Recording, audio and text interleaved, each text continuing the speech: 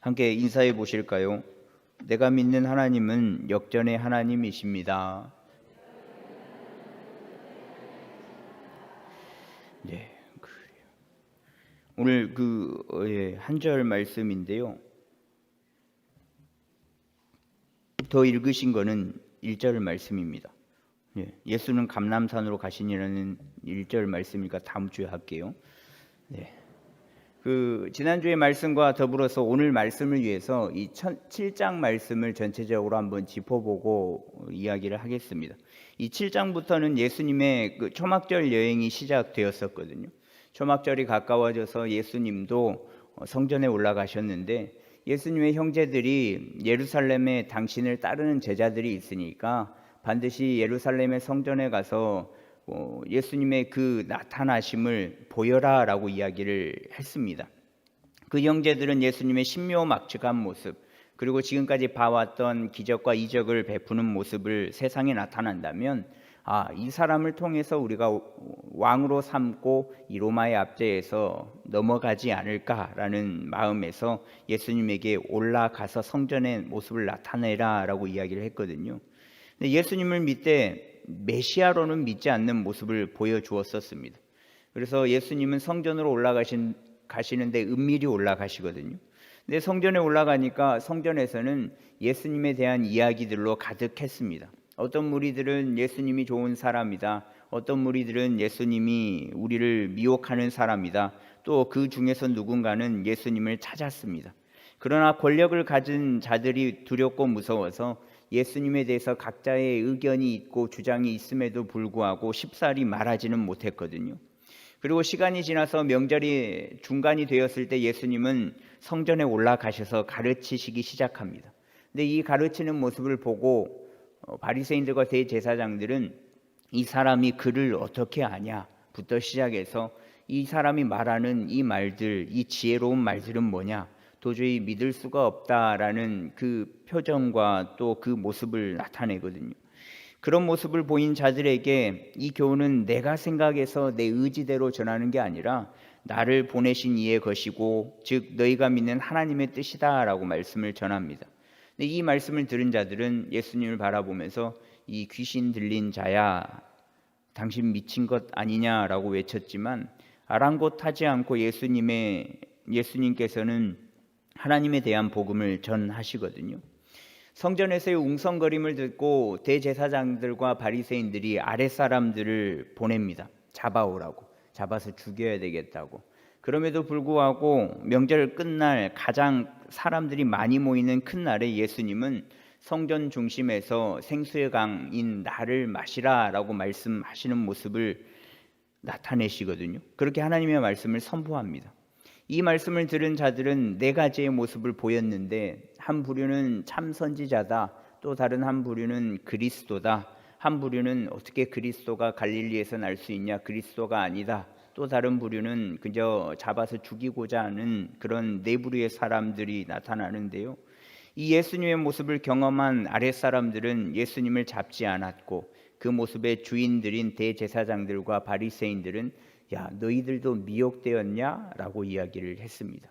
여기까지가 7장의 말씀인데 초막절에 성전에서 나타난 이 예수님의 모습과 사람들의 모습을 쭉 살펴볼 수 있거든요. 근데 이런 모습 속에서 두드러지게 나타나는 모습이 있습니다. 그것은 사람들 틈바구니 속에서 예수님을 잡고자 하는 모습인데요. 30절에 보시면 그들이 예수를 잡고자 하나, 또 44절 말씀에 보시면 그 중에는 그를 잡고자 하는 자들도 있으나 라고 나타내고 있는데 예수님이 맞네, 틀리네, 선지자네, 그리스도네, 갑론을박의 주장들이 있었음에도 예수님을 잡고자 하는 이들의 모습도 두드러지게 나타났습니다. 예수님을 잡아 죽이고자 하는 이들의 모습들, 이들은 이렇게 손만 뻗으면 곧 바로 잡을 수 있는 가까운 거리에 있었음에도 불구하고 잡고자 손을 내밀었음에도 불구하고 이들의 결과적으로 예수님을 잡지 못했습니다. 일부러 잡지 않은 것이 아니라 잡기 위해서 손을 쭉 뻗었음에도 불구하고 잡을 수 없었거든요. 이들은 왜 잡지 못했을까요? 예수님이 날쌔서 사람들이 잡으려고 하는데 재빠르게 도망가서 사람들의 분위기를 읽고 곧 있으면 나를 잡으러 오겠구나라고 미리 생각하셔서 도망가셨을까요?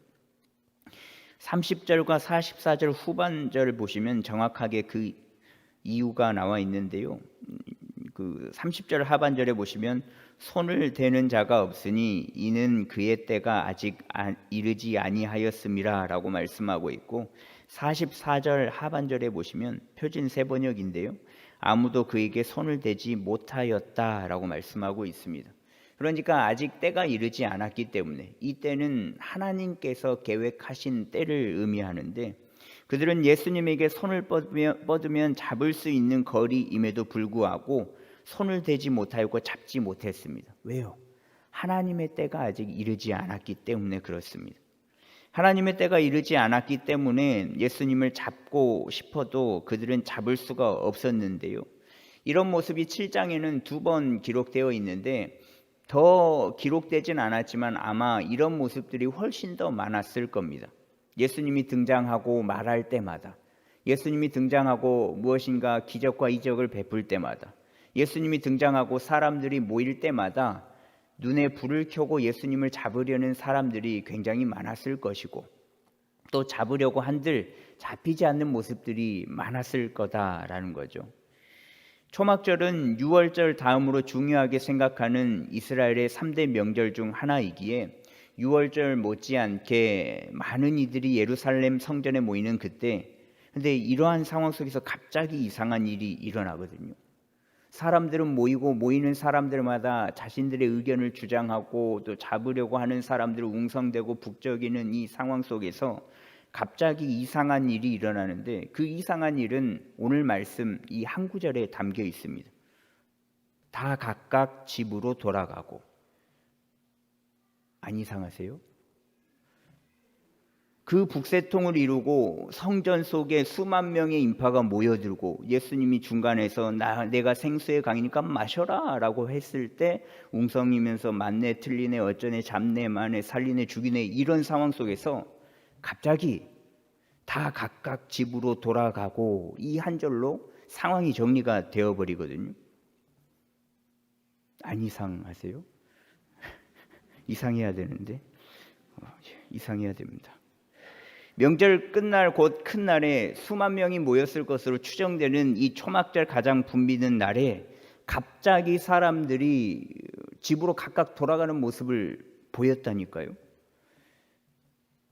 명절 근처 때부터 예루살렘에 올라가야 한다는 말을 들었고, 또 명절 때 올라갔고 명절 중간에 복음을 선포했고, 또 끝날 수많은 인파 속에서 그 중심에서 예수님은 복음을 전했습니다. 복음을 듣고 선지자네 그리스도네 아니네 갈릴리에서 날 수가 없으니까 그리스도가 아니네 잡아서 죽이네 마네, 이 시끌시끌하고 북적북적한 분위기 속에서 갑자기 정리가 되는 모습이거든요. 다 각각 집으로 돌아가면서요. 예수님은 그 어느 누구에게도 보호받지 못하는 상황이었습니다. 보호해줄 사람 하나 없는 상황이었거든요. 그 어떤 방어 수단이 없었고 맨몸으로 계셨고, 또 지켜줄 제자들이 있다고 한들 사람들이 잡아 죽이네 살리네를 운운하고 있을 때 누가 나타나서 당당하게 야 우리 예수님 넘보지마 너희가 범접할 수 없는 존재야 라고 막아줄 수 있는 사람이 누가 있었겠습니까? 예수님은 끝장날 수 있었던 상황이었거든요. 제사장들과 바리새인들은 분노가 극에 달했고, 보이기만 하면 잡아서 죽이려는 그 분노가 가득한 그 상황 속에서 갑자기 이들은 각각의 집으로 돌아갑니다. 제갈 길을 가는 상황이 펼쳐지는데, 이게 어떻게 된 일일까? 궁금하세요? 예, 고맙습니다. 근데 이렇다 설명할 길이 없거든요. 설명할 수가 없어요. 뭐 갑자기 자연재해가 나타난 것도 아니잖아요. 갑자기 땅이 쩍 벌어져가지고 거기 있던 사람들이 퐁당 빠져가지고 다 같이 죽임을 당한 것도 아니고, 갑자기 거기에 있던 사람들이 하늘로 들려 올려져서 사람들이 싹 사라져버린 것도 아닙니다.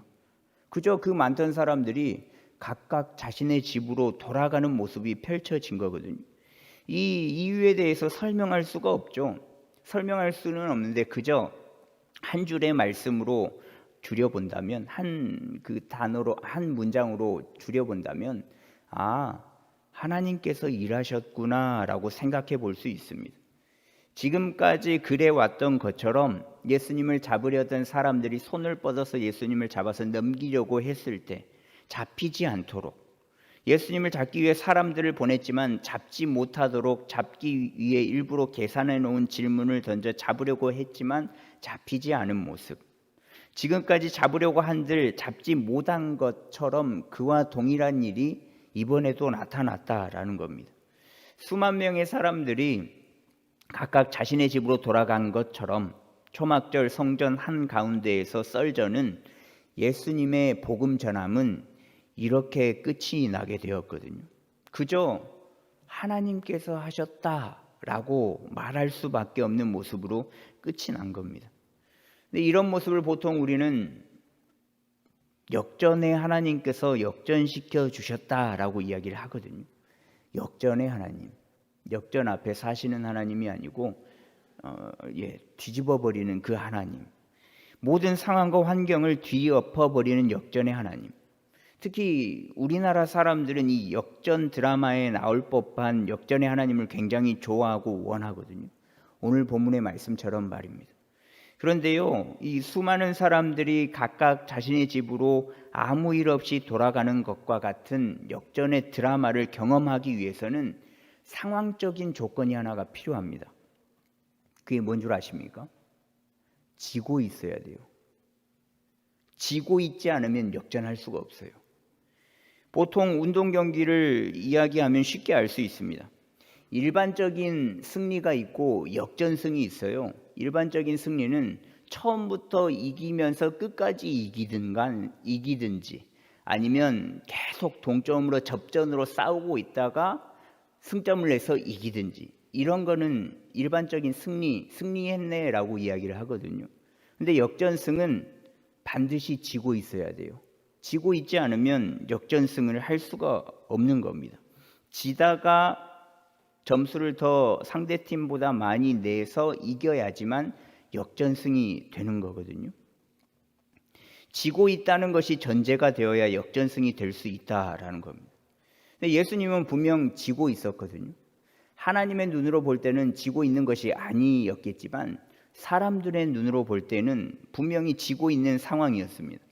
수만 명의 인파 속에서 예수님을 옹호하는 세력들도 있지만 반대의 세력이 강하기 때문에 옹호하는 세력들도 쉽사리 말하지 못하고 있는 상황이 이 상황이었단 말이죠.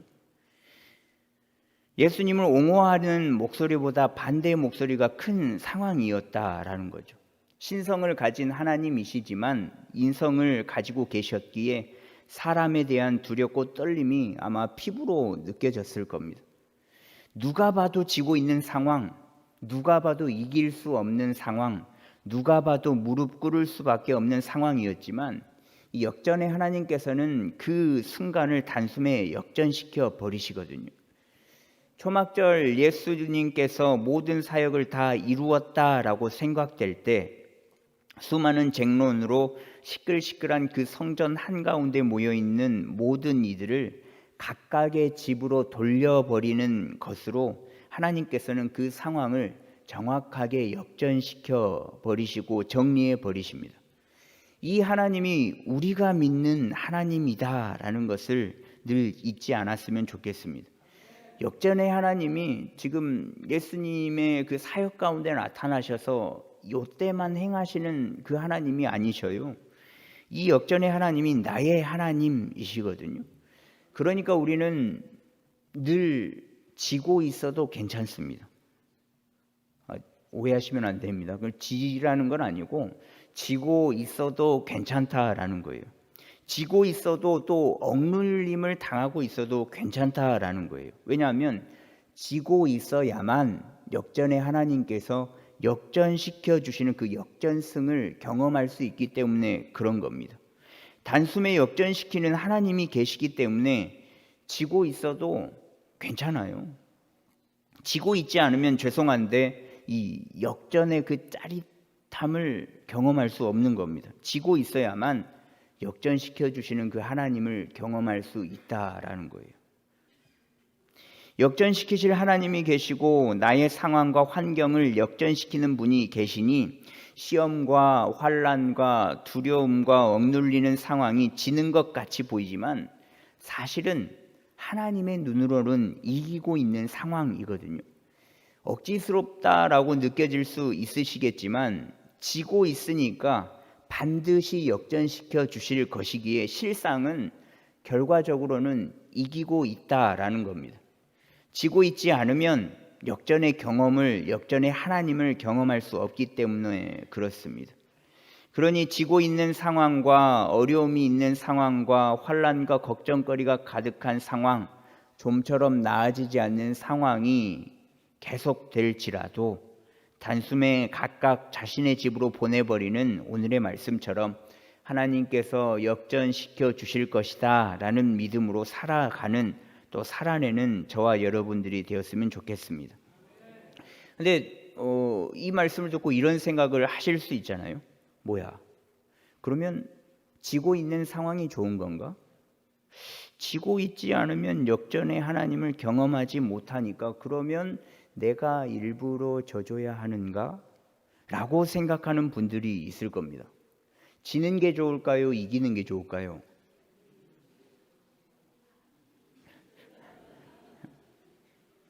이제 이기는 게 좋은 겁니다. 굳이 이기고 있는데 일부러 져줘요? 저는 안 져줄 거예요. 이기는 게 좋잖아요. 굳이 팽팽하게 막 접전인데 져줄 필요는 없죠. 없을 겁니다. 없어요. 지는 상황이 아닌 팽팽한 접전이나 혹은 이기고 계신 분들은 일부러 져주지는 마세요. 그 아내분이나 남편분이시면 져주셔도 되고 일부러 져주시는 마세요. 근데 단 요거는 중요하거든요. 팽팽한 접전 혹은 이기고 있는 상황이라면 그 상황 속에서도 하나님을 향한 마음을 잃지 않도록 해야 한다라는 거예요. 단 이 팽팽한 접전과 이기고 있는 상황 속에서도 하나님께서 일해 주셨기 때문에 내가 지금 팽팽하게 싸울 수 있고 이 상황을 이기게 하여 주신 분이 하나님이시니까 그 하나님을 잊지 않아야 되겠다라는 그 마음과 믿음으로 나아가야 한다라는 거죠. 요즘 새벽에 열왕기상 말씀을 보고 있습니다. 다윗의 때를 지나서 솔로몬의 때를 보고 있는데 이 솔로몬 왕은 계속 이기는 상황만을 경험을 했거든요. 자신의 아버지가 잘 차려준 밥상에 그저 숟가락과 젓가락만 올려놓고 떠먹고 있잖아요. 그래서 지는 상황을 경험해 보지 않았고 그 계속 쭉쭉 이기면서 승승장구하는 모습만 보여준단 말이죠. 그런데 계속 이기는 것만 경험을 해보니까 그 하나님을 잊고 하나님과 등 돌린 모습을 보여주거든요. 계속 이기니까 그 안에서 하나님을 잊어버리는 모습을 보여주거든요. 한 나라의 왕, 자신의 아버지는 하나님께서 인정하는 왕, 또 일천번제를 통해서 하나님께서 무엇을 줄 거라고 물었고 받은 지혜와 지식, 그리고 너무 예쁘게 대답했다고 명성과 부를 거머쥔 사람, 계속 이기는 상황을 경험하는 솔로몬인데 계속 이기니까요. 하나님을 멀리하고 하나님의 법례를 지키지 않으며 결국에는 하나님을 등지는 모습을 나타내 버렸거든요. 그 모습에 대한 결과는 이 한 사람의 잘못을 통해서 나라를 잃게 되는 일로 이어지게 됩니다. 그러니 팽팽한 접전 혹은 이기는 상황에 계시는 분들이라면 일부러 져주진 마시고 져주진 않으시되 이 상황 속에서 함께하여 주셔서 버티게 하여 주시는 그 하나님을, 또 이기게 하여 주시는 하나님을 잊지 않도록 늘 마음을 부여잡아야 한다라는 겁니다. 이 접전을 벌일 수 있는, 경합을 벌일 수 있는, 또 승리를 주시고 행하시는 분이 하나님이 아닌 내가 되어버린다면, 또 그 하나님의 은혜를 잊어버린다면, 다른 것에 대한 눈을 돌린다면 역전의 하나님이 아니라, 승리의 하나님이 아니라 벌을 주시는 하나님을 경험할 수도 있기에 이 마음을 끝까지 부여잡고 있어야 되거든요.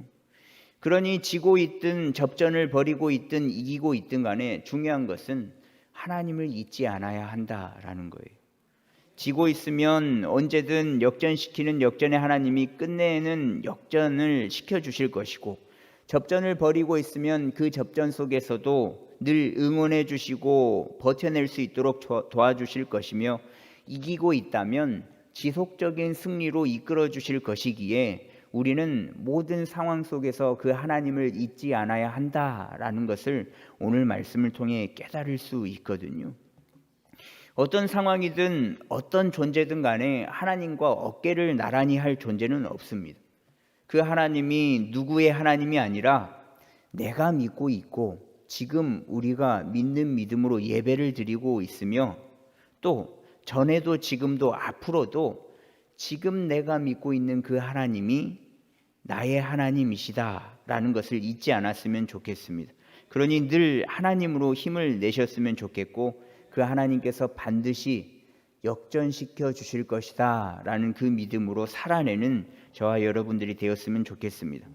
오늘 설교를 준비하면서 계속 떠오르는 찬양이 있었는데, 이제 역전되리라 라는 찬양이거든요. 제가 찬양을 잘하면 같이 찬양하고 마치면 참 아름다웠을 텐데, 그렇진 않고 제가 가사를 이렇게 정리를 해봤어요. 가사를 보시면 이렇습니다. 기도를 멈추지 마라. 눈앞의 상황이 마음을 눌러도 원망치 마라. 너의 입을 지켜라. 저들은 너의 입을 보고 있다. 마음을 뺏기지 마라. 내가 널 도우지 않는다는 소리에 너의 모든 게 불리해도 너는 기도를 계속해라. 너 기도를 멈추지 마라. 내가 너의 그 모든 상황을 바로 역전시키리니 너 기도를 멈추지 마라. 내가 잠시도 쉬지 않고 모든 걸 지켜보고 있으니 바로 역전되리라. 저들의 힘이 너를 압도해도, 저들의 힘이 내 숨을 조여도 너는 보리라. 기도의 능력을 내가 역전시키리라. 너 기도를 멈추지 마라. 내가 너의 그 모든 상황을 바로 역전시키리니 너 기도를 멈추지 마라. 내가 잠시도 쉬지 않고 모든 걸 지켜보고 있으니 바로 역전되리라. 이제 역전되리라 라는 가사인데, 그러니까 이 하나님을 믿으시면 지고 있더라도 괜찮습니다. 접전 중이어도 괜찮습니다. 버티기만 한다면 하나님께서 하나님의 때에 반드시 역전시켜 주십니다. 포기하지만 않는다면 반드시 역전의 때는 오거든요. 우리 역전의 하나님께서 반드시 그렇게 인도하여 주실 것이거든요. 아무렇지도 않게 시끄럽고 시장통 같은 상황도 누가 맞네, 누가 틀리네, 그리스도네, 아니네, 나올 수 있네, 없네 잡으려고 하는 그 수많은 모습들 속에서 각각의 집으로 돌려보내는 역전의 은혜를 반드시 베풀어 주십니다.